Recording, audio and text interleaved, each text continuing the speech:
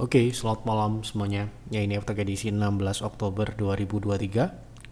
Seperti biasa, malam ini kita akan berikan update market IHSG dan saham-saham yang sudah masuk di kolom komentar, ide-ide dari Bapak Ibu semua.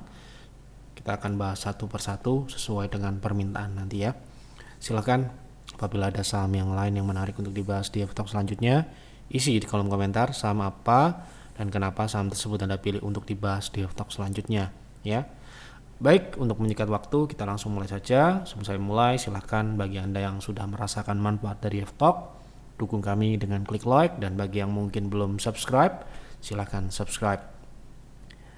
Kita mulai dari IHSG dulu. Oh ya, sebelum saya mulai, tadi sore ada artikel menarik terkait kita sebenarnya ngambil isu-isu yang berkembang di forum-forum ataupun di media-media yang membahas terkait penurunan saham Goto, dan banyak yang berasumsi bahwa Goto itu mirip dengan Amazon. Seperti apa? Silahkan dibaca di website kami. Ya mungkin yang belum baca, silahkan dibaca. Bagi yang pengen penasaran aja gitu ya. Baik, kita langsung mulai dari IHSG. Hari ini IHSG turun koreksi, ya bisa dikatakan koreksi tipis 0,16%. 0,4%, 0,44 ya lebih tepatnya, dan menguji kembali support 6874 yang merupakan support minor yang saat ini sedang diuji.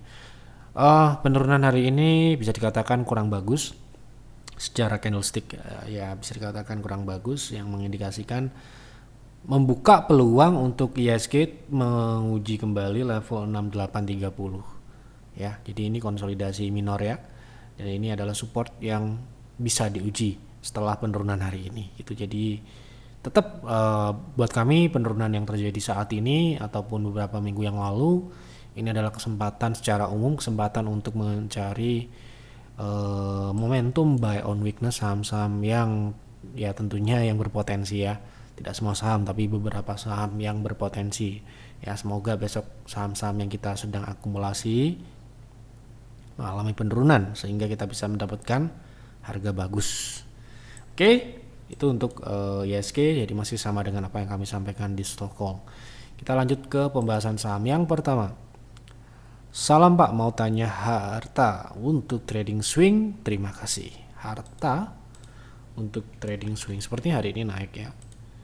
Nah, jadi Harta sudah mencapai target turun di 400, level Swogis 400.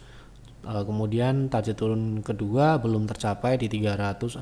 Nah, saat ini Harta sedang menguji EMA 60 ya. Jadi strategi swing untuk saat ini saham Harta, saya rasa karena ini hari ini gap up gitu ya. Artinya ada gap terbuka di 408 ya. Paling tidak kita harus menunggu di 404 atau di target turun yang belum tercapai ya, di 380 sampai dengan 368 ini. Nah, ini akan dikecualikan apabila Harta sudah naik di atas EMA 60, karena sih belum, dan hari ini pun juga pullback kenaikannya ya, jadi masih bisa ditunggu di sana. Seperti itu kira-kira. Pak, kemarin cut loss Inet sesuai instruksi loss 2%-an, kira-kira akan buyback di mana? Terima kasih Pak Yef dan tim PTR. Oh iya. Wah, banyak yang terproteksi ini ya. Berarti sistem di PTR menjalankan manajemen risiko dengan baik ya.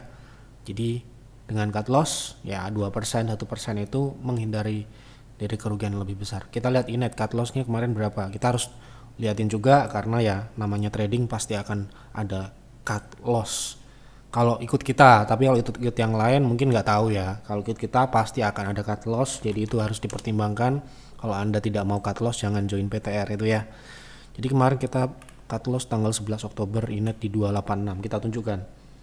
Nah, biasanya kan yang ditunjukin profit tok, kita tunjukkan cut loss ya. Ini adalah salah satu ya edukasi gitu.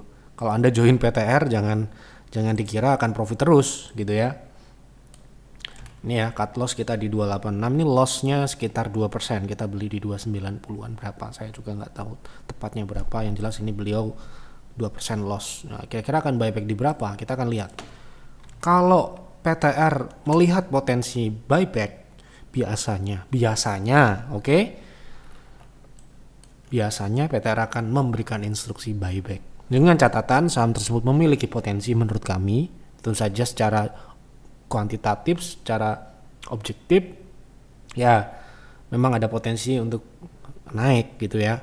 Nah, apabila belum berarti PTR belum ingin dan akan untuk buyback. Kedua, jika portofolionya memang memungkinkan, artinya ada slot atau ada, kan portofolio itu maksimal 6 kalau nggak 8, saya juga lupa pastinya berapa, ada aturan sendiri di PTR 8 saham kalau nggak salah. Jadi kalau tidak ada 8 saham ya bisa di buyback. Jadi ya tidak mungkin saham yang kita cut loss kita biarkan. Nanti akan ada, jika ada potensi kita akan ikuti lagi gitu kan. Karena sebenarnya cut loss itu bukan masalah dia turun atau naik, bukan. Tetapi cut loss itu adalah salah satu bentuk manajemen risiko secara internal. Jadi kita ingin membatasi kerugian seminimal mungkin.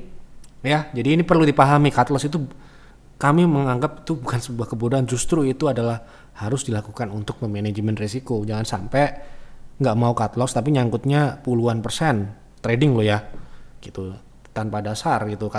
Nggak cut loss, hold, yang terjadi adalah nyangkut, dan nyangkut setelah nyangkut ya akan rusak semuanya gitu ya. Nah, saat ini di 262 kita jual di 286 dengan kerugian 2%, sekarang ini 262. Sepertinya secara teknikal saham ini seharusnya masih memiliki potensi turun ya. Kalau kita lihat dari teknikal, ini kita lihat di sini juga ada lower shadow, setidak-tidaknya saham ini bisa turun di 238 ya, 240 ke bawah. Mungkin di situ PTR akan mulai melihat untuk peluang buybacknya. Tapi sekarang ini karena belum ya berarti belum gitu ya, masih menunggu di harga yang lebih rendah lagi gitu ya. Bayangkan kalau nggak cut loss ya, ini penurunan dari 280 aja itu sekitar 6-7%. Jadi ya tidak mungkin ya, karena PTR sendiri tidak boleh 5%, itu tidak boleh gitu. Oke, kita lanjut. RTX-nya tambah naik tadi Pak, bisa hit TP2 nggak ya? Saya masih hold 5 PVN. Nah ini PTR juga ya, kita lihat IRTX. Saya terus terang nggak hafal TP-TP-nya berapa, belinya di berapa, karena memang bukan saya yang menginstruksikan gitu ya. Jadi kita harus cek juga bagaimana trading plan-nya. Ini belinya kapan? Tanggal 12 ya, tanggal 12.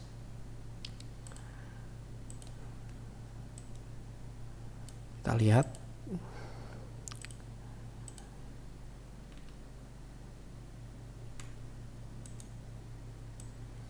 Nah, kita lihat TP-nya di berapa gitu ya. Ini kemarin kita beli tanggal, ini ada tanggalnya ya, tanggal 12.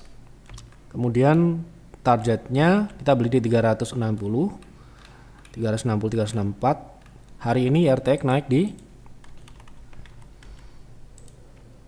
400. Jadi hari ini naik 12% ya, bagus. Kemudian target 2 yang diharapkan adalah 440. Menurut saya masih memungkinkan ya untuk 440. Karena di sini juga terdapat sebuah resist ya, dan bahkan mungkin bisa lebih tinggi karena di atas ini terdapat sebuah gap terbuka yang memungkinkan, misalkan di 488 ini ya bisa ditutup ke sana ya. Gitu. Jadi ini saham ini masih memiliki potensi naik lebih jauh ya, saya rasa. Tapi ini cukup agresif dan juga kadang tidak liquid ya, jadi harus hati-hati. Hari ini cukup bagus transaksinya, jadi saya rasa PTR membeli di saat belum naik ya, waktu turun ya. Anda lihat ini ya, kita melakukan buy on weakness ketika dia turun tanggal 12. Oke. Pak Ayub tolong bahas MDKA target pullback bisa sampai ke harga berapa? Berarti downtrend, berarti kita coba cek downtrend atau uptrend. Ya betul. Jadi target turunnya di 2480, dan seperti yang kami sampaikan di F-Talk sebelumnya, pembahasan sebelumnya, MDKA ini dalam jangka panjang proses turun ke bawah 2000 ya, jadi harus hati-hati ya. Jadi memanfaatkan sebaik mungkin apa yang terjadi, kenaikan yang terjadi saat ini.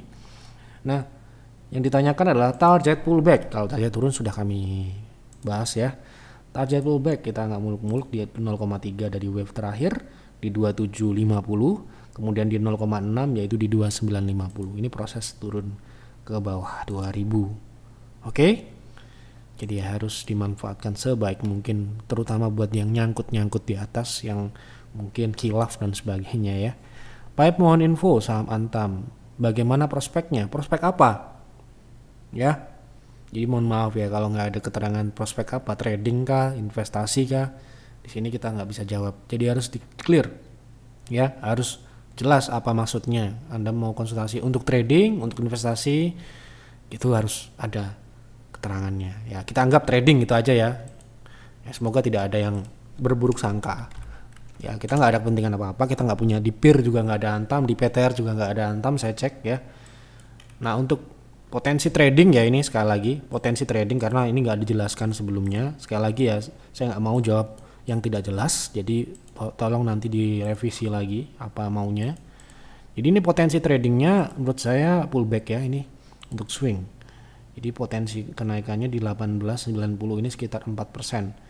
Jadi ya tidak terlalu menarik buat trading swing di sini karena ya paling tidak kan minimal 5% ya kalau di kita.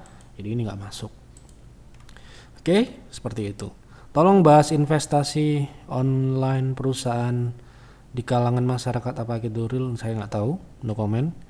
Malam Pak, tolong bahas saham HICE untuk invest, risk rewardnya bagaimana? Sudah kita bahas kemarin juga, tolong dicek di Telegram Yap Advisors. Kalau Anda mau menonton Yift Talk sebelumnya, pembahasan terkait investing, kita akan buka di monthly. Yang jelas risknya tentunya mematahkan tren naik ya. Kita akan lihat. Jadi cut loss di dalam investasi itu ada banyak pertimbangan. Pertama, ketika kita ini edukasi dulu ya sebelum kita bahas HICE-nya. Pertama, ketika kita investasi, yang kita lihat kan fundamentalnya. Kita berarti berinvestasi atas dasar fundamental. Jadi, kita akan jual apabila fundamentalnya tidak memenuhi syarat. Sudah tidak layak lagi. Oke?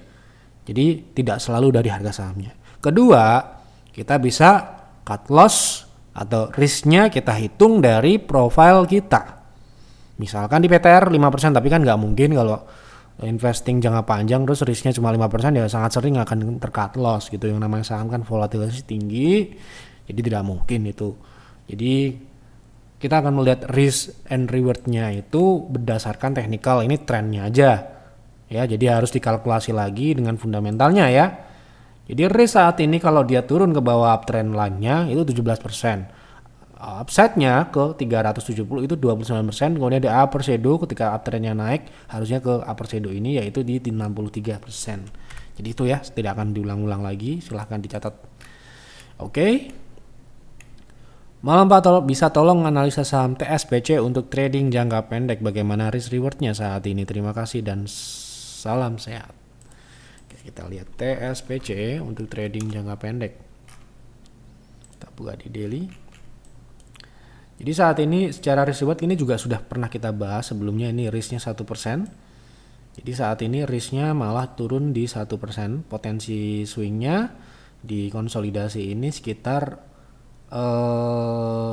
ke 1845 itu 4%, 4,4%. Kemudian karena ini uptrend jangka panjang, ya ini bisa ke 1900 ya, ini swing-swing jangka pendeknya kemungkinan ke 1890 sampai dengan 1900-an itu 7%-an.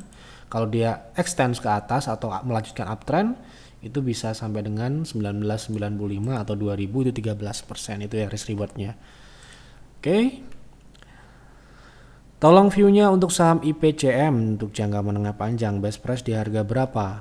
Best price di 0,6 ya. Kita lihat IPCM. Saya anggap Anda sudah setuju dengan fundamentalnya layak invest atau tidak, saya nggak tahu. Tapi yang Anda tanya ya cuma best price-nya. Berarti best price-nya ini adalah 0,6.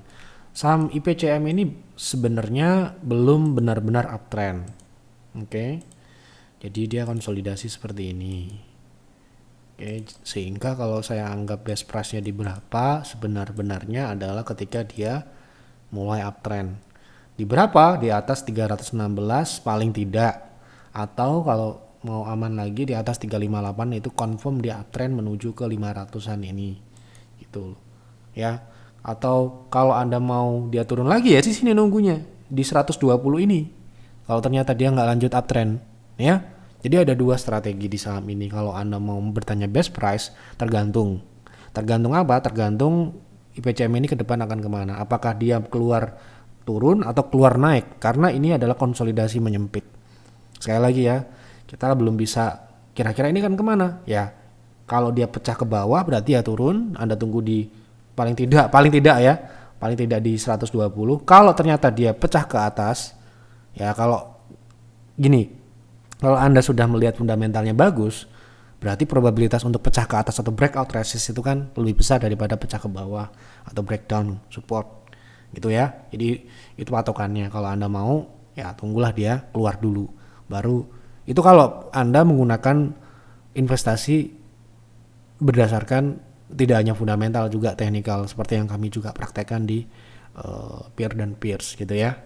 Jadi kalau di kita investasi itu fundamental bagus, kalau teknikalnya belum bagus ya kita nggak masuk gitu ya. Oke. Tanya Bali view jangka pendek menengah. Pendek menengah berarti 20 hari kurang dari 1 tahun gitu ya.